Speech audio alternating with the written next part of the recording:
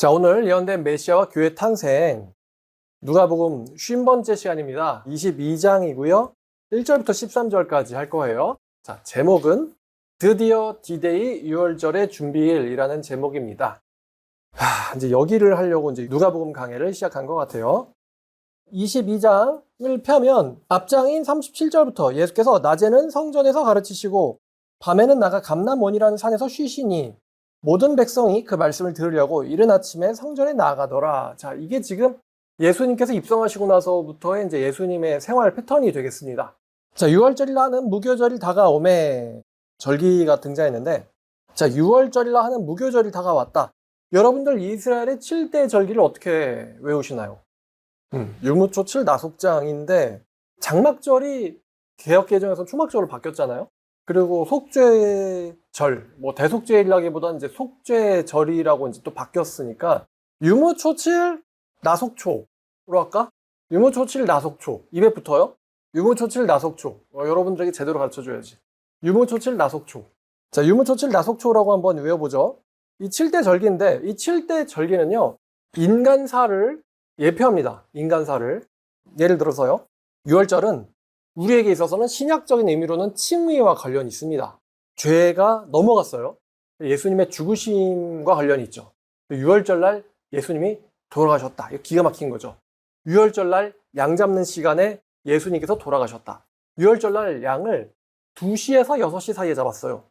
근데 예수님이 돌아가신 시각은 오후 3시였습니다. 정확하게 양 잡는 시간에 예수님께서 숨지신 거죠. 이거 맞추는 것도 참 쉽지 않았을 텐데 하나님이 하시는 일이니까. 무교절은 출애굽하고 나서 괴롭게 자기 자신을 이제 누룩 있는 거를 피하는 거죠. 누룩을 피하는 건데 이게 신학적으로 어떤 의미가 있냐면 우리가 칭의 이후에 우리의 삶 가운데서 누룩을 제거하는 기간을 가리킵니다. 원래 무교절은 7일인데 7일이라는 건 상징수죠. 사실 임시의 전체를 가리키는 상징수입니다. 그래서 임시라는 기간 동안에 전체를 가리키는 상징수가 7자인데 그래서 우리의 인생에서 누룩을 제거해 나가는 것, 즉 칭의 다음에 일어나는 게 바로 성화죠. 성화. 이 무교절은 인간의 성화와 관련이 있습니다. 그래서 이 무교병을 먹지 않는 자는 백성 가운데 끊어지리라 이런 말씀이 있는데 요는 성화가 일어나지 않는 자는 천국에 못 들어간다. 왜냐면 거듭난 적이 없으니까. 거듭났다면 성화는 무조건 일어나야 되잖아요. 그래서 성화 없는 자는 천국에 못 들어간다. 이 중에 무교병을 먹지 않는 자는 끊어진다라는 말씀과 연관이 있습니다. 자, 그 다음에 초실절은요. 그 당시에는 첫 열매를 드리는 날이죠. 수확기에서 첫 열매를 드리는데 앞으로의 모든 수확을 주님께 드리겠다라든가 아니면 주님께 의지한다라는 모든 수확을 주님께 의지한다라는 것의 어떤 상징적으로서 첫 열매를 주님께 드리는 날이었어요. 첫 열매를.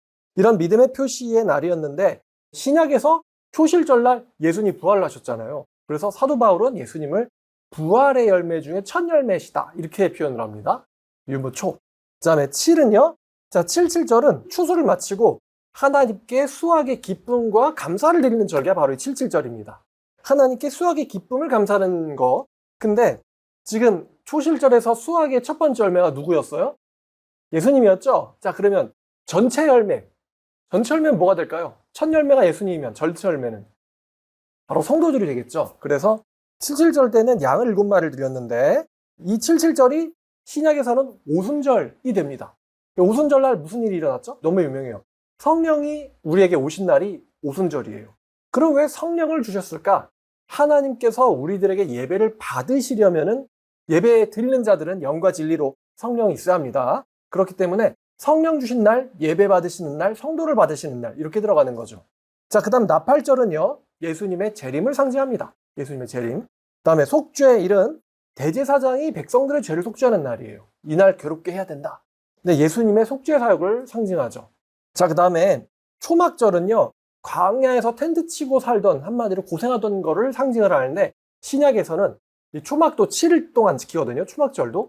이게 신약에서는 천년 왕국을 가리킵니다. 천국에 들어가기 전 기간이죠. 천년왕국을 상징을 하고 있습니다. 자, 이렇게 유무초칠 나속초 이 7대 절기가 있는데 성경 저자는 우리에게 이 날이 지금 6월절이라는 무교절이 다가온다라고 이야기합니다. 6월절은 무교절이지 왜 6월절이라는 무교절이 다가오냐? 조금 이따가 설명을 드릴게요. 자, 2절 대제사장들과 서기관들이 예수를 무슨 방도로 죽일까 궁리하니 이는 그들이 백성을 두려워함이었더라. 지도자들이 예수님을 이제 죽여야겠다. 저자를 도무지 둬서는 안 되겠다. 계속 이제 지방에서나 분란을 일으키는 자 정도로 생각을 했는데 이제는 중앙 성전에 오셔가지고 가르치시니까 대제사장들과 바리새인들이 굉장히 얹잖아요. 그리고 또 자기들이 질문하는 것을 예수님은 뭐든 대답할 수 있어요. 근데 예수님이 질문하는 거에 대해서 서기관 바리새인들은 대답할 수가 없어요. 너무 상처인 거죠. 자, 그래서 예수를 죽이려고 했는데 예수님이 늘 백성들한테 둘러싸여 있었단 말입니다. 그러니까 낮에 성전에서 가르치시고 하니까 모든 백성들이 예수님 말씀 들으려고 이른 아침부터 성전에 왔다. 어떻게 죽여요? 성전에서 백성들한테 둘러싸여 있는 예수님을. 별 방법이 없었어요. 아, 저자 잡아주는 거 너무 어렵다. 근데 3절을 보니까 열둘 중에 하나인 가룟인이라 불리는 유다에게 사탄이 들어갔다라고 이야기합니다. 여기서 지금 무슨 일이 일어나냐면 이 가룟 유다가 대제사장들과 서기관들이 예수님을 적대해서 분노에 가득 차 있다는 것을 알고 있었습니다. 이제 눈빛을 보고 알았겠죠. 근데 4절을 보니까 이에 유다가 대제사장들과 성전 경비대장들에게 갔다라고 합니다. 유다가 갔다 그들에게. 그들이 접선해온 게 아니에요. 유다가 그들에게로 갔다라고 합니다. 가서 예수를 넘겨줄 방도를 의논하매. 그러니까 유다의 행동이 굉장히 노골적이고 적극적이고 직접적이라는 것을 성경은 암시하고 있어요. 유다가 그들을 찾아갔다 일부러. 그들이 기뻐하여 돈을 주기로 언약하는지라. 야, 드디어 방법이 생겼구나. 최측근 중에 배신자가 나왔네. 이러면서 유다가 허락하고 예수를 무리가 없을 때에 넘겨줄 기회를 찾더라. 자, 유다가 그들의 제안을 허락했다라고 합니다. 서로 너무 좋았다고 해요.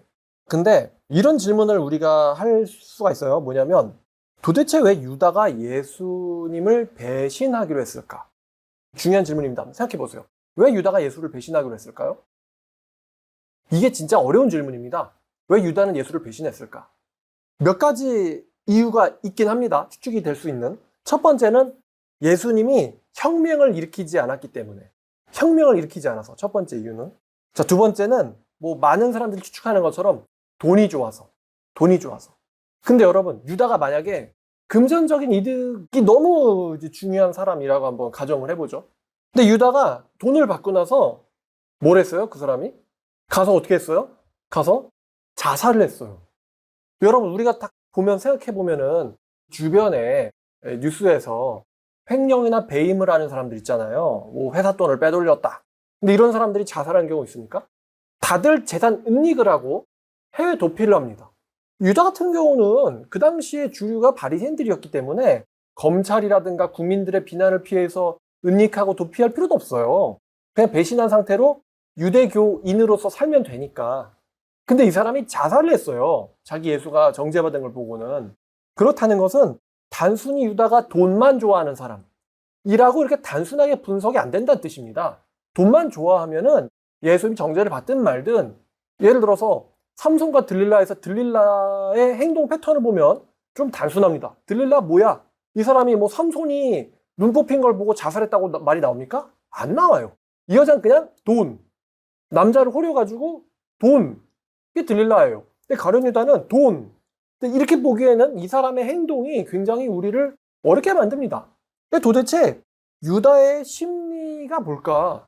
이게 어려운 질문인 거예요. 그래서 자, 별 필요 없이 요한복음 6장 70절은 열둘 중에 하나, 유다의 정체가 마귀라고 합니다.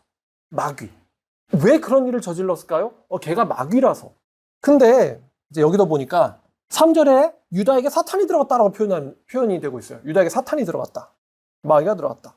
자, 우리 한번 유다에 대해서 집중을 해보죠. 유다의 배신이 이성적으로, 논리적으로, 심리적으로 좀 설명이 어렵습니다. 왜냐하면 유다는 예수님의 가르침을 가장 가까이서 들은 사람입니다. 그리고 또 두 번째는 예수님의 이적을 또한 가장 가까이서 보고 경험을 한 사람입니다. 세 번째, 예수님의 가르침으로 인해서 다른 사람들이 변화가 되거나 고쳐지거나 하는 것을 또 직접 본 사람입니다. 이 유다는요. 자, 근데 유다가 선택한 행동이 뭐예요? 배신, 그리고 파멸이었어요. 유다가 예수를 배신하기로 결정했을 때 아마 자기가 파멸할 것까지는 생각을 하진 않은 것 같아요. 아마 그랬다면 배신하지 않았겠죠. 제가 유다에 대해서 조금 오늘 집중을 해서 생각을 해보니까 이 유다가 이런 것 같아요. 유다는요, 예수님의 말씀과 기적과 예수님의 변화를요, 예수님이 일으키시는 변화를요, 아무리 보고 들어도요, 뭐가 안 생겼을까요? 믿음이 안 생겼어요. 믿음. 아무리 말씀을 들어도 믿음이 안 생겼어요. 근데 그 다음에 또 문제가 있는데, 유다는요, 믿음이 안 생기는 그 원인을 자기 자신에게서 찾지는 않았습니다. 유다는요, 예수님의 가르치심, 놀라운 권위, 말씀, 이적을 보고도 믿음이 안 생겼는데 그 믿음이 안 생기는 원인을 자기 자신의 내부에서 찾지도 않았어요. 대신 그 사람은 아마도 예수님을 업신여겼습니다. 그럼 예수님과 예수님의 동료들, 친구들, 사도들, 자기 동료들을 업신여겼다라는 증거가 하나 있어요. 그게 뭘까요? 바로 공금횡령입니다. 요한복음 12장 6절에는 그 사람이 도둑이라 그래요. 그 사람이 공금을 횡령해 왔다라고 이야기하고 있습니다. 자, 그러면은 사도들과 예수님의 쓸 것을 맡고 있는 회계를 감당을 하고 있으면서 슬쩍 그들의 공금을 횡령해 왔습니다. 그렇다는 것은 유다가 사실 예수님과 다른 사도들을 자기의 정체도 간파하지 못하는 하찮은 자로 업신여겼을 가능성이 있어요.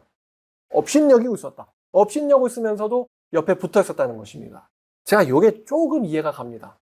헌신하는 척하고 열심히 듣는 척하고 예배도 열심히 참여하지만 막상은 뭐 설교자가 될 수도 있고요. 목사가 될 수도 있습니다. 업신여기고 있었다. 자, 몇 명 그런 사람 만난 적 있거든요. 열심히 하는데 사실은 멸시하고 있어요. 증오하고 있습니다. 분노를 해요. 악담을 합니다. 근데 결코 앞에서는 그렇게 행동하지 않아요. 유다의 연기가 얼마나 철저했는지 예수님 생전에는 다른 11명에게는 전혀 들통이 나질 않았어요. 그러니까 가룟 유다가 전도를 할 때도 사도들과 같이 있었고 사도들과 같이 동고동락을 했는데 이자가 사실은 예수와 자기들을 업신여기고 있었다는 것을 살아생전에 어떤 제자도 의심하지 못했습니다. 유다의 행동이 드러나고 나서 훗날 제자들에 의해서 다시 정리된 거예요. 유다의 행동이. 야, 진짜 철저하게 이중적인 사람이었죠. 이게 이제 오늘날의 소시오패스가 아닌가 싶어요. 소시오패스. 철저하게 두 얼굴을 하고 있는. 그러니까 유다의 상태가 이래요. 머리로는 예수님 인정을 해요. 근데 머리로는 예수님 인정하는데 마음으로는 예수님을 인정을 할 수가 없어요. 예수님이 인정이 안 될 뿐만 아니라 예수님에 대해서 무례할 뿐만 아니라 파괴적이고 적대적인 생각을 하고 있었다는 거예요. 유다가.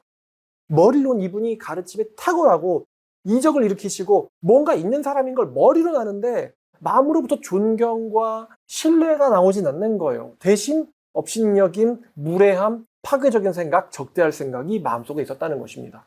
그래서 유다의 행동이 이성적으로 합리적으로는 설명이 힘듭니다. 되게 모순적이거든요. 이 모순적인 인간의 심리에 대해서 성경이 이렇게 말합니다. 그는 사탄이다. 사탄이 그에게 들어간지라. 여러분들이 혹은 우리가 하나님을 배신하거나 하나님을 대적하거나 진리에 따른 선택이 아니라 파멸의 길을 선택을 할 때 우리가 하나님께 무슨 문제를 발견해서나 아니면은 하나님의 성품이나 하나님의 지식 수준, 지성에 문제가 있어서 그러지 않습니다. 대신 성경 말해요. 마귀가 들어갔다. 교회를 떠나가고 교회를 버리고 진리를 버리고 떠나간 사람들을 사례를 살펴보면 성경에 무슨 문제가 있거나 아니면 하나님에게 무슨 문제가 있거나 그래서 교회를 떠나고 진리를 떠나지 않습니다. 너무나도 어리석어 보이는 파멸이 뻔한 선택을 합니다. 전혀 이성적이지도 않고 논리적이지도 않아요. 근데 그런 선택을 하는 사람들이 꽤 많이 있습니다. 성경은 말하죠. 마귀가 들어간지라. 자, 유다가 배신함으로 인해서 대제사장들은 예수를 어떻게 죽이지? 하는 어쩔 줄 몰라 하는 이 어려운 일이 굉장히 쉽게 돼버렸어요. 생각해봐요. 오늘날과는 다릅니다. 밤에 어두워서 누가 예수인지 알아볼 수가 없는데 예수의 최측근이 그가 가장 취약한 때와 장소를 알려주겠다라고 약속을 한 거예요. 자, 7절 유월절 양을 잡을 무교절날이 이른지라. 유월절날은 전통적으로는 14일 오후 2시에서 6시 사이에 잡았습니다. 유월절에 대해서 설명을 쭉 드리면 이게 6월이 원래는 15일의 저녁부터 21일의 저녁까지가 이 무교절 기간이거든요. 15일 저녁부터 21일의 저녁까지가 무교절 기간인데 이 무교절 기간에 이 첫 번째 날인 15일을 가리키는 게 6월절입니다. 출애굽기 12장을 보면요. 6월은 15일 자정에 일어납니다. 15일 자정에. 출애굽기 12장을 보면은. 근데 15일 자정에 14일에서 15일로 넘어가는 자정이죠.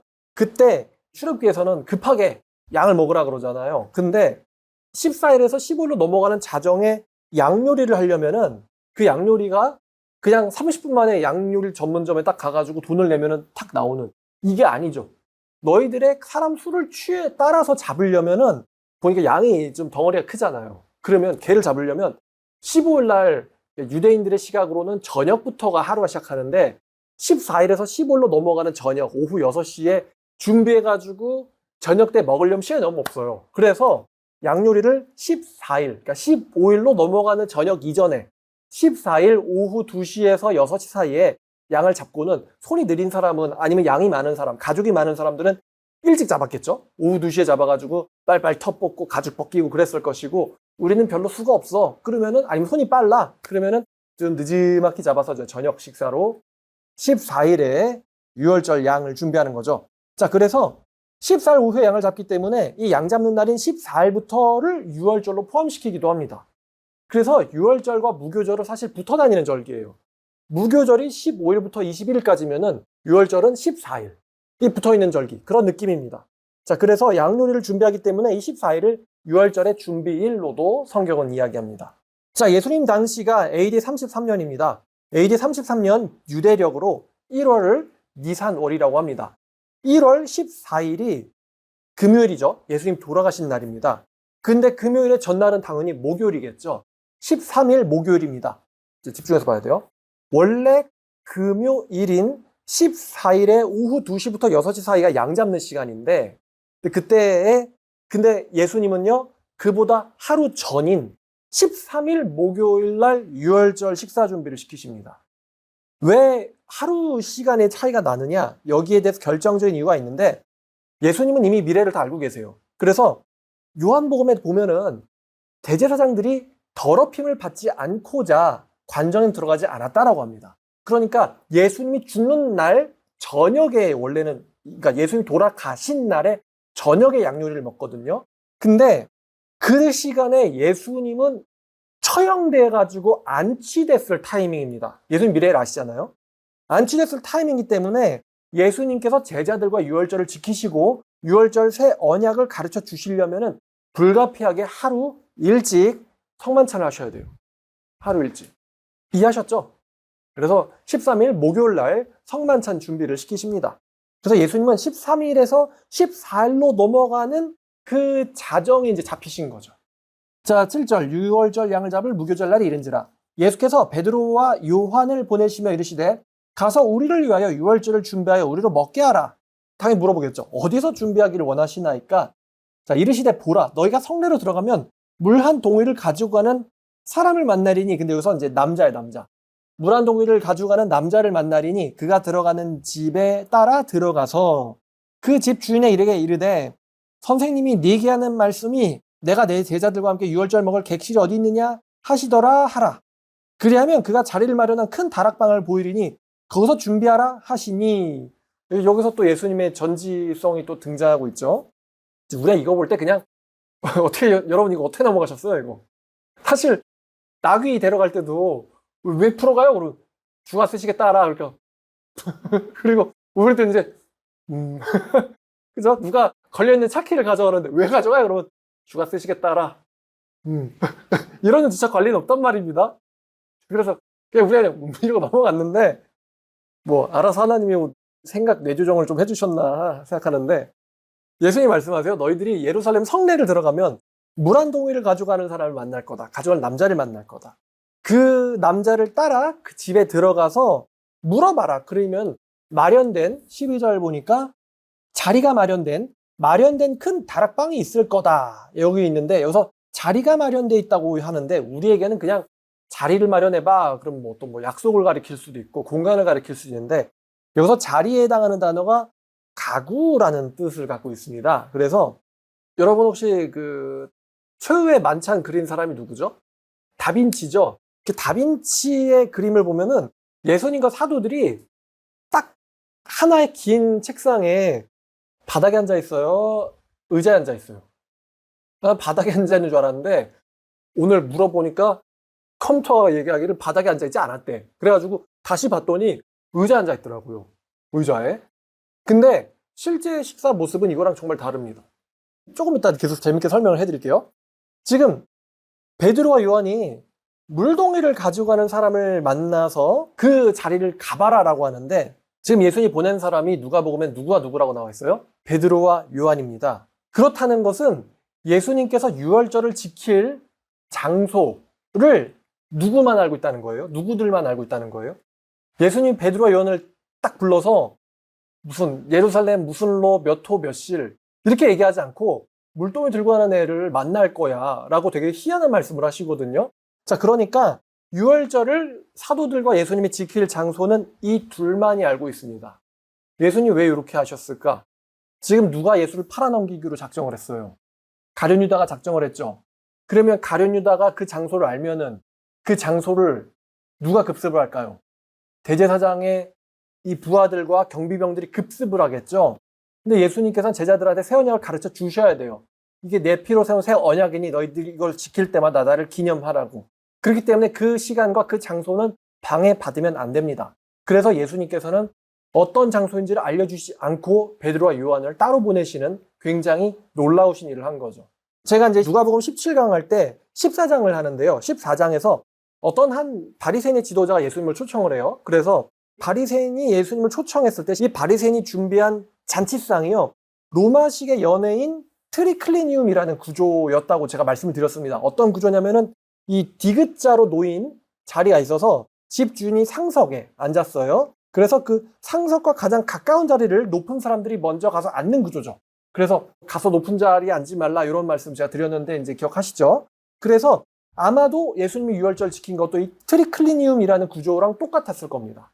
그래서 이 상이 다빈치가 그린 것처럼 앉아서 먹는 식탁이 아니고요. 한국에서 이제 자주 볼 수 있는 바닥에 놓는 상이죠. 바닥에 놓는 상이고 긴 탁자를 디귿자로 배치해서 비스듬히 누워서 먹는 이 자세였을 겁니다. 유월절 성만찬이. 자, 그래서 12절에 주인이 자리를 편 곳을 12절에 자리를 마련한 큰 다락방을 볼 것이다라고 했는데, 여기서 주인이 자리를 펴다라는 게 뭐냐면은 이제 비스듬히 누울 수 있는 이불이나 쿠션이나 매트가 준비된 곳이에요. 여러분 콘크리트의 바닥에 앉아가지고 비스듬히 누우면은 되게 이제 백이겠죠. 그래서 전 이거 보면서 야, 이거 먹다가 흘리면 세탁하기 힘든데, 저는 이런 생각이 닿았어요. 그래서 이 사람 꽤 믿음이 좋구나. 꽤 믿음이, 그냥 공간만 딱 빌려주면 그만이 아니에요.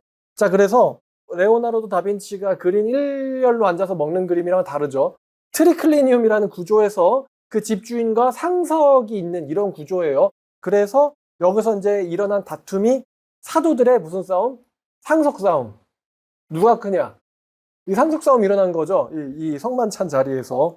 자, 근데 여러분 그 사마리아 여자가 예수님 만난 곳이 우물가였잖아요. 이 당시 문화권에선 물동이 들고 다니는 거는 누가 하는 일이냐면 여자가 하는 일입니다. 근데 지금 여기 제가 아까 말씀드린 것처럼 10절에 나오는 물 한 동이를 가져가는 사람이 이 사람 남자거든요. 남자가 물동이 갖고 다니는 것은 매우 매우 이례적이고 희귀한 모습입니다. 남자들은 하지 않는 행동, 물동이 들고 다니는 거. 그래서 남자가 물동이를 들고 가, 이게 그 당시 문화권에서 굉장히 희귀한 일이기 때문에 베드로와 요한이 봤을 때 저 사람인가? 아닌가? 쟤인가? 아니면 쟤인가? 이렇게 헷갈릴 수가 없어요. 물동이를 가져가는 남자를 만날 거다. 헷갈릴 수가 없는 거예요. 남자 쟤밖에 없는데 쟤다, 쟤. 그러면 도대체 이 물동이를 든 남자는 누굴까? 궁금하지 않아요, 여러분? 도대체 누군데 갑자기 대뜸 와서 야, 자리 있다며? 예? 있다면서 우리 주님 말씀, 예, 이게 대화가 되게 황당하잖아요. 이 사람 도대체 누굴까? 성경은 이 사람에 대해서 정체를 알려주지 않는데 교회의 전승에 이런 말이 있습니다. 이 사람이 마가라고 하는 그 제자 중 하나, 그러니까 마가라고 하는 요한이다, 이 사람이. 그리고 이 성만찬하던 방이요, 사도행전 1장 13절부터 보면은, 자, 사도행전 1장 13절부터 그들이 유하는 다락방이 있는데, 이 다락방에 14절 보니까 이제 이들이 마음을 같이하여 기도에 힘쓰더라. 이 다락방에 모인 무리가 약 120명이나 되더라. 야, 건축술 좋네. 120명이나 들어가서도 안 무너지는 다락방이 있었어요. 이 다락방이 하나가 등장하는데, 이 다락방이 아마도 사도행전 12장에서 등장하는, 자, 사도행전 12장, 이 다락방의 주인은 지금 누군지 모르죠? 근데 12장에 12절에 자, 깨닫고 마가라 하는 요한의 어머니 마리아의 집에 가니 여러 사람이 거기 모여 기도하고 있더라. 여기가 초대교회 이제 본부 같은 곳인데 이 다락방의 주인이 누구냐면은 요한의 엄마 마리아라고 하는 전설이 있어요. 120명이 모였던 그 다락방의 주인이 요한의 엄마 마리아였다. 그 집이. 이런 전승이 있습니다. 재밌죠? 그러면은 마가의 엄마 마리아라고 하잖아요. 그럼 그 집주인의 아들이 누구예요? 마가 요한. 마가복음의 저자예요. 그래서 다시 누가복음으로 돌아와서 11절에 나오는 지금 물동에 가고 있는 남자가 있고 그 남자를 따라서 집으로 따라 들어가면 그 집에 누가 있냐면 11절에 집주인이 있다고 그랬거든요. 아마도 이 집주인이 그 마리아의 남편일 가능성이 있어요. 마리아의 남편. 마가의 아빠겠죠? 이럴 가능성이 있습니다. 그래서 이 집주인이 마가의 엄마거나 근데 보통은 집주인 그러면 보통은 가장이잖아요. 그래서 아빠일 가능성, 즉 마가의 엄마랑 굉장히 관련이 높은 인물로 추정이 됩니다. 그리고 이 물동이를 들고 가던 남자가 젊었을 적에 마가 본인이거나 그 집안의 하인일 가능성이 있어요. 근데 이제 마가 본인이다라 그러면 되게 재밌어지거든요, 스토리가. 예수님의 제자들에게 다락방을 마련해 준 자가 나중에 사도 바울의 동역자가 될 마가라니. 안 그래도 요즘 세계적으로 마가가 되게 자 그럼 왜 마가가 도대체 물동이를 들고 대낮에 돌아다니고 있었을까? 그거 여자들 시키는 일인데요. 전 그래서 갑자기 이런 생각이 들었어요. 혹시 마가가 엄마 말을 잘 듣는 집에서 놀고 있는 백수인가? 이런 생각이 들었습니다. 여기서부터 순전히 제가 그냥 하는 소리입니다. 사실일 수도 있고 아닐 수도 있어요. 그래서 백수라 가지고 사도 바울한테 반대를 당한 건가? 사도 바울한테 심하게 반대당했잖아요. 동역자로 데려갈까? 그래도 액체 안 된다고. 사도행전 15장 38절을 보면요. 얘는 우리랑 같이 일하지 않던 놈이다. 이렇게 반대 사유가 나옵니다. 일하지 않던 놈이다. 그러니까 우리랑 같이 일을 안 하던 사람이라서 안 되는 건지 아니면 원래 일을 잘 안 하는 사람인 건지 뭐 그냥 재밌는 이야기일 뿐입니다. 사도행전 15장 볼까요? 사도행전 15장 37, 38 보면 바나바는 마가라는 요한도 데려가고 싶어 하는데 바울은 자기들을 떠나서 함께 일하러 가지 않는 자를 데려가는 것은 옳지 않다. 그래서 그 다음 절 보니까 심히 서로 다퉜다 그러잖아요. 심히 서로 다퉜다. 자, 우리랑 같이 일하지 않던 놈이다. 이렇게 하면서 바울이 반대 사유를 얘기했는데요. 자, 그래서 그냥 계속 추측을 하는데요. 아마도 사도들이 자기를 가지고 싸웠잖아요. 자기를 두고 데려가선 안 된다라고 하면서 거의 뭐 이종격투급으로 싸우는 것을 보고는 이 마가가 현타가 세게 왔죠. 내가 이 정도까지 내가 한심할 줄이야. 그래서 나중에 정신 차리고 바뀌어가지고 바울이 이제 죽을 때쯤에는 바울의 아주 유익한 동역자가 된 것 같은데 다 그냥 가정입니다. 가정. 마가가 백수일 가능성은 좀 낮아요. 왜냐면 엄마가 부자예요. 부자. 유력한 부자. 로마식의 잔치방을 갖고 있는 유력한 부자이기 때문에 부잣집 아들이 그 당시 문화에서 백수일 가능성은 좀 낮습니다. 굉장히 낮아요. 근데 이 물동이를 들고 가던 하필이면 남자가 마가라 그래도 참 왠지 그럴 수도 있을 것 같아요. 자, 어쨌든 우리가 오늘 13절까지 볼 건데 자, 11절 그 집 주인에게 이르되 선생님이 네게 하는 말씀이 내가 내 제자들과 함께 유월절 먹을 객실이 어디 있느냐 하시더라라. 그러면 그가 자리를 마련한 큰 다락방을 보이리니 거기서 준비하라 라고 베드로와 요한에게 말씀하시니까 이제 베드로와 요한은 이제 자리만 딱 봐두고는 예루살렘을 돌아다니면서 빵과 포도주를 사왔겠죠. 그래서 그들이 나가서 하신 말씀대로 유월절 식사 베드로와 요한이 준비를 한 겁니다. 아마도 마가네 집안은 방만 빌려줬을 거고 방이랑 기구만 빌려줬을 것이고 실제로 식사에 들어가는 식재료는 베드로와 요한 둘이서 돌아다니면서 샀을 걸로 추정이 됩니다. 어쨌거나 이 집의 집주인이 13명이 지금 식사를 한단 말이죠. 여기 식사 이후에 이 식사를 일단 자리는 마련해 줘야 되잖아요. 가구, 뭐 요든 매트리스든 베개든 그거를 준비하고 또 치울 수 있는 매우 헌신된 마음을 가진 사람이다 라는 게 전제되어 있습니다. 예수님과 예수님의 제자들을 알아보고 기꺼이 그들에게 자신의 집을 내어줄 수 있는 신앙심을 가진 사람이고요. 갑자기 삐리빗하더니 예수님의 방을 빌려줘야지 이렇게 입력된 사람은 아니라는 거예요. 그리고 이 사건 이후에 이전에도 그렇지만 예수님의 십자가 사건 이전에도 그렇고 예수님의 십자가 사건 이후로도 그렇고 이 사람이 예수님의 굉장히 핵심적인 제자가 되었다. 이 집주인과 물동이를 들고 가던 사람이 제자가 되었다는 게 분명합니다. 만약에 이 전승대로 이 집이 마가의 어머니 마리아의 집이라고 가정을 할 경우 어머니가 헌신됐기 때문에 나중에 아들이 어머니와 또 자기가 만났던 예수님과 제자들 뭐 하시는 거예요? 이렇게 이제 받겠죠? 제자들을 보고서 예수님의 사건을 보고서 인생이 변화돼가지고 사도 바울이 야, 그 사람을 데려와라. 내가 죽기 전에 꼭 보고 싶은 사람이야. 그 사람은 내 사역에 정말 유익한 사람이야. 이렇게 바울에게 인정받는, 깐깐한 바울에게 인정받는 이런 사람으로 변화됐다고 한다면은 완전 인생이 역전되고 성공한 사람 아닌가라는 생각이 들어요. 헌신된 어머니의 헌신된 아들이 결국에 나왔다. 이런 스토리가 되는 것이죠. 자, 그래서 이제 설교 마무리하면 이렇습니다. 이 집이 마가의 집이 맞는지, 그리고 물동이를 들고 가던 이 아들이 마가가 맞는지, 그리고 정말로 그때 백수였는지. 그래서 엄마가 집에서 뭐 하냐? 나가서 물이나 길러 와. 알았어요. 그러고서는 나가다가 베드로와 요한을 만난 건지, 어쨌든 우리가 천국에 가서 물어봐야 될 질문이죠. 그때 그거 더였어? 이렇게요. 자, 오늘 말씀 여기까지. 드디어 디데이 6월절의 준비일이라는 제목으로 여러분들과 같이 말씀을 나눴습니다. 기도하겠습니다. 하나님 감사합니다. 오늘 귀한 말씀 주셔서 감사합니다. 정말 예수님의 사건 이전에 보이지 않는 헌신된 사람들이 있었고 성경에 직접적으로 그들의 마음이나 변화가 기록되진 않았지만 예수님의 말씀을 듣고 준비된 어머니와 또 자녀들과 하인들이 있었다는 것을 우리는 알 수 있었습니다.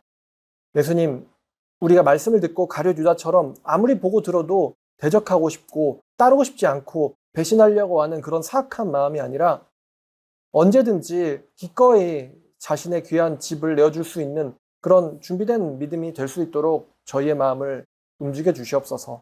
예수님의 이름으로 기도드렸습니다.